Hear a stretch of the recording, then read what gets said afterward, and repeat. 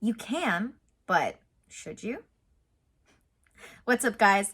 I'm Ann Blackwood, your Silicon Valley Sage sister, here to bring consciousness to the forefront of your daily life to make life a little kinder and simpler. If we don't feel safe in the relationship we're in, where we live, or where we work, we can literally be killing ourselves slowly with our own internal functions. And when I say unsafe, I don't necessarily mean like harassment level, lawsuit level unsafe. I mean just stressed out. The level of stress that comes with things that can potentially come with things like work or relationships, if they're not evenly balanced so that you have more good times, more good experiences than bad, like I said, they can literally be killing you slowly. I want to start off with a little clip from Simon Sinek's book, Leaders Eat Last, because I feel like he says it better than I do. And then I'll go on to explaining a little bit more about this. Pay attention to too much media hype. If we fear the company isn't going to make its numbers this year and layoffs may be around the corner, if people are generally disengaged, if we do not feel the circle of safety, cortisol starts to seep through our veins. Drip, drip, drip. This is a serious problem. For one thing, cortisol actually inhibits the release of oxytocin, the chemical responsible for empathy. This means that when there is only a weak circle of safety and people must invest time and energy to guard against politics and other dangers inside the company, it actually makes us even more selfish and less concerned about one another or the organization. Working in an unhealthy, unbalanced culture is a lot like climbing Mount Everest. We adapt to our surroundings. Even though the conditions are dangerous, climbers know to spend time at base camp to adapt. In time, their bodies will get accustomed to the conditions so that they can persevere. We do the same thing in an unhealthy culture. If the conditions were violent or shocking, with a threat of layoffs every single day, we would never stay. But when the conditions are more subtle, things like office politics, opportunism, occasional rounds of layoffs, and a general lack of trust among colleagues, we adapt. Like being at base camp on Everest, we believe that we're fine and can cope. However, the fact remains that the human animal is not built for these conditions. Even though we may think we're comfortable, the effects of the environment still take their toll. Just because we become accustomed, just because it becomes normal, doesn't mean it's acceptable. On Everest, even after we've adapted, if we spend too long on the mountain, our internal organs start to break down. In an unhealthy culture, it's the same. Even though we can get used to living with stress and low, regular levels of cortisol in our bodies, that doesn't mean we should. A constant flow of cortisol isn't just bad for organizations. It can also do serious damage to our health. Like the other selfish chemicals, cortisol can help us survive, but it isn't supposed to be in our system all the time. It wreaks havoc with our glucose metabolism. It also increases blood pressure and inflammatory responses and impairs cognitive ability. It's harder to concentrate on things outside the organization if we're stressed about what's going on inside. Cortisol increases aggression, suppresses our sex drive, and generally leaves us feeling stressed out. And here's the killer. Literally. Cortisol prepares our bodies to react suddenly, to fight or run as circumstances demand. Because this takes lots of energy, when we feel threatened, our bodies turn off non-essential functions, such as digestion or growth. Once the stress is passed, these systems are turned on again. Unfortunately, the immune system is one of the functions the body deems non-essential, so it shuts down during cortisol bursts. In other words, if we work in environments in which trust is low, relationships are weak or transactional, and stress and anxiety are normal, we become much more vulnerable to illness. Whereas oxytocin boosts our immune system, cortisol compromises it. That our modern world has seen high rates of cancer, diabetes, heart disease, and other preventable illnesses may not be a coincidence. Today, these conditions are far more likely to kill us than threats like violent crime or terrorism. The National Counterterrorism Center estimates that more than 12,500 people were killed worldwide by terrorists in 2011. According to FBI statistics, about 165,000 people were murdered in the United States between 2000 and 2010. More than two-thirds of them with a firearm. FBI statistics do not include Florida. Compare those numbers to the 600,000 people who die every year in the United States from heart disease, and the additional nearly 600,000 people who died of cancer in 2012, and the evidence becomes stark. Think about that. 7 times more people die each year from heart disease and cancer than all the people murdered in a decade. Of course, stress alone is not causing all these deaths, but the numbers are so huge and growing, it seems only responsible for the leaders of organizations to take some accountability for how they may be contributing. That something as simple as a corporate incentive system or a corporate culture is actually contributing to these statistics is horrifying. Our jobs are literally killing us. In contrast, a strong organizational culture is good for— Okay, so let me give you an example. I had a job where I had 3 bosses. I had 3 people above me in the pecking order who were involved in training me for a job that I literally only had through training for a week. And I'm grateful that I did get out of that because, and I wasn't even the one to get myself out of it, but I'll explain that in a second. So I had these 3 bosses and they all wanted you to do things slightly differently. So you never knew who was coming around the corner and if you were going to be doing it their way. That's an example of this unsafe stress that I'm talking about. You could be in a relationship, similarly, where you have no idea if you're going to be doing the right thing. And that type of stress, it literally can shut off your immune system. Because unfortunately, the body doesn't consider the immune system an essential function in times where it has to raise your cortisol levels. So if you're living in any way, in any part of your life, where you have these even small, what we consider today, small levels of stress, you could literally, as I said before, as he said, be killing yourself slowly. In general, in the opposite direction, you can also be leaving yourself open to potential addictions when it comes to your hormones. I'm going to start you off with another clip from another part of this book. Like all things human, it is not a perfect system. The chemicals do not fire in equal quantities and in strict allotments. They are sometimes released together, and they are released in varying amounts. What's more, we can short-circuit the system to release the chemicals for the wrong reasons. The selfish chemicals, endorphins and dopamine, give us short-term rewards to which we can, under the right conditions, become addicted. The selfless chemicals, serotonin and oxytocin, take time to build up in our systems before we can enjoy their full benefits. Though we may enjoy the thrill of reaching a goal or winning a race, that feeling won't last. To get more of that feeling, we need to win another race and reach a more distant goal. The bonds of love and trust and friendship take time to feel. We cannot motivate others per se. Our motivation is determined by the chemical incentives inside every one of us. Any motivation we have is a function of our desire to repeat behaviors that make us feel good or avoid stress or pain. The only thing we can do is create environments in which the right chemicals are released for the right reasons. And if we get the environment right, if we create organizational cultures that work to the natural inclinations of the human animal, the result will be an entire group of self-motivated people. The goal for any leader of any organization is to find the balance. When dopamine is the primary driver, we may achieve a lot, but we will feel lonely and unfulfilled no matter how rich or powerful we get. We live lives of quick hits in search of the next rush. Dopamine simply does not help us create things that are built to last. The goal, again, is balance. When the system is in balance, however, we seem to gain an almost supernatural ability. Courage, inspiration, foresight, creativity, and empathy, to name a few.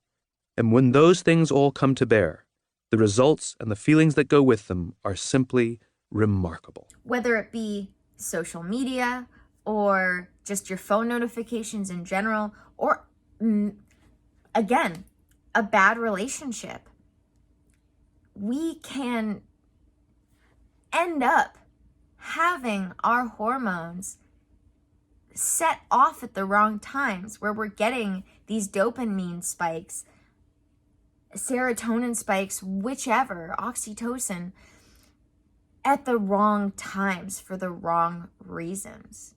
It's like teaching yourself to find pain pleasurable, when a pain signal to the brain should tell your brain something's wrong, not that something's good.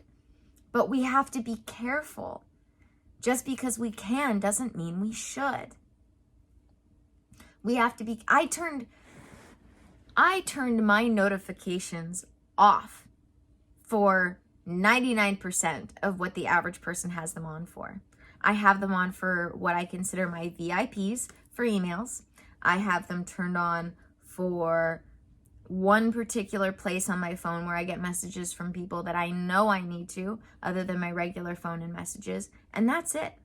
I don't get notifications from apps like social media, because I know that I want to be getting my good hormonal spikes from hugging people, from being told that I'm loved by loved ones, not from that slot machine addiction that is the smartphone.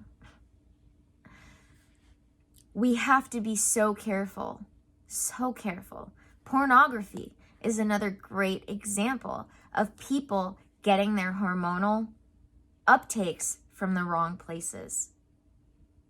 That intimate one-on-one connection of skin on skin is what you want to associate that uptake of hormones from, not jerking one out in front of your laptop.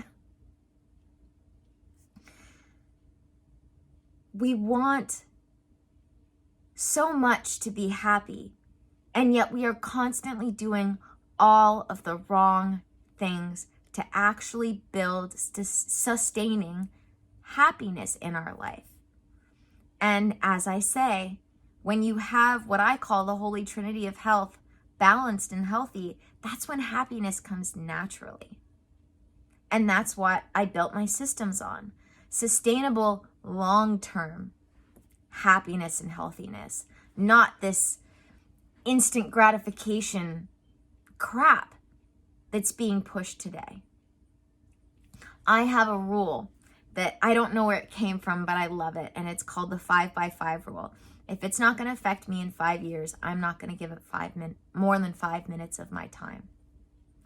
And that's because having this long-term mindset, for instance, with looking for a job or looking for a new job, if you're not happy, or looking for a relationship, if you're not happy in either, looking for a place to live, all three of them, that's why I picked those to talk about.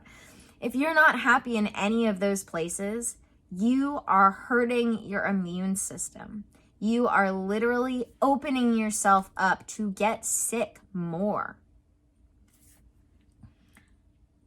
So having this long-term mindset when it comes to looking for whatever it is you're going to have fill that space, whether it's a job, making sure that you have a job where the culture within your work culture is one of safety and security and feeling good about yourself. A personal relationship, it's the same thing. Having that long-term oriented mindset where you're saying, okay, yeah, I could have this quick transactional interaction with somebody now, or I could start looking for people that I actually really mesh with, that I could have a long-term relationship with, that in the end, I might be a little more lonely or a little more alone now, but in the grand scheme of things, I won't be addicting myself to the wrong thing. Even where you live and how you live, it's the same thing. You can settle for less, but should you? And when we get ourselves to a place where we stop settling for less, we raise the standards, not just for ourselves, but we raise the standards in the outside world, because a rising tide, as they say, raise all ships. And how you do anything is how you do everything. So the more we raise our standards for ourselves, the more we show the outside world what is possible. That's why I love to talk about the fact that in general, if you really want to stand for a cause and help the world, you have to start with yourself. Because otherwise you wind up with people who preach double standards. They preach one thing, or they're the living embodiment of double standards because they preach one thing and they are another.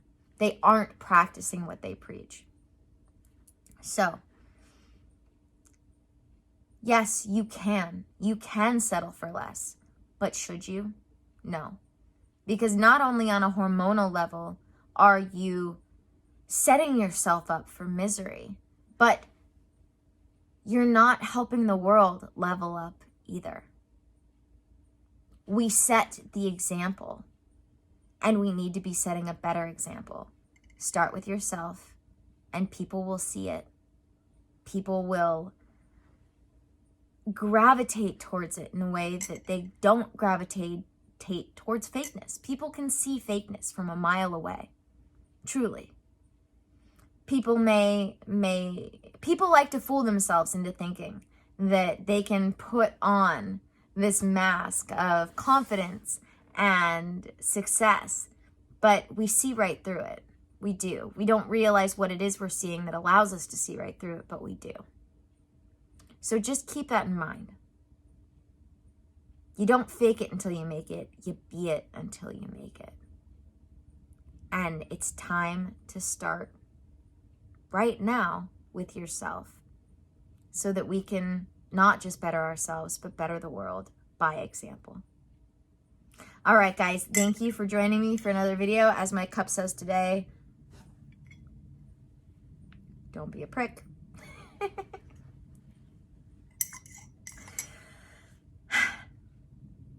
My one-on-one session cycle is about to start. So if you would like to consider working with me one-on-one, sign up now, fill out the form so that we can get connected, because otherwise it's another 3 to 6 months usually before I have another opening. So all of that will be in the description. Check out my Patreon. If you're not ready to work with me one-on-one, my Patreon is a great place to start. I have my Awakening tier, which is like my light tier with a lot of my one-off videos that are amazing. But then I have my Ascending tier, which has things like my courses. You get free access to the live recordings of my workshops as well as the replays from my workshops. My Intuitive Lifestyle course is the one and only course that I will ever do for the foreseeable future, at least. And it's got all of the foundations of everything you need to start bettering your life, leveling up in life. And for, gosh, I think it's $32 a month. Then I have my Sanctuary, which is my private VIP group for all those red-pilled out there, all of those OG conspiracy realists out there who want to place away from the woke mob and the virtual virtue trolls to have calm, constructive conversations from a place of understanding, from a place of learning so that we can learn to be understanding. And then I have my Enlightening tier, which is the only way that you can work with me other than these session cycles, where you can get a once-a-month session with me, as well as all of the Patreon content. Oh, that's another thing. So for Sanctuary members, you get not just the Sanctuary content, but all of my other Patreon content that the Enlightening and Ascending tiers get. As an Enlightening member, you also get all of my Patreon content and that one-on-one session with me once a month, including Voxer messaging, which is a one-on-one messaging service. Yeah. So if you're not ready to work with me one-on-one, or even if you are, go check out Patreon, because other than here on YouTube, Patreon is where I post all of my other exclusive content, both free and on a subscription basis, the stuff where I get even deeper into things like this. So may the energy you serve you well, And let's keep making our way through. Thank you for joining me for another video. And don't forget to hit subscribe. I hate when I hear this in other videos, but I get it now because I want my custom URL. I want to be able to tell people, go to YouTube/BalanceBlackwood. I want to be able to do that. But until I get a certain amount of subscribers, and it's only like 100, I think, I can't do that. So I love everybody that comes and watches these videos. Remember to subscribe so I can get my custom URL. So I'm not at YouTube/blah, blah, blah, blah. I can be YouTube/BalanceBlackwood. All right, guys. Thank you so much for joining me. Let's keep making our way through. Don't be a prick. Actually, last but not least, and this is not in any way a paid advertisement, I just want to say, since I realized I was shouting out my Don't Be a Prick mug today, this comes from an amazing, amazing woman that I love so much, and she has an Etsy shop called A Tan Unlimited. She makes all the fun earrings that I wear. She made this mug, and she has so much more. So I'm going to put her Etsy shop in the description as well. Go check that out. You can get your own Don't Be a Prick mug, as well as all sorts of amazing creations. So yeah, go check that out too. And yeah, that's it. See you in the next video, guys.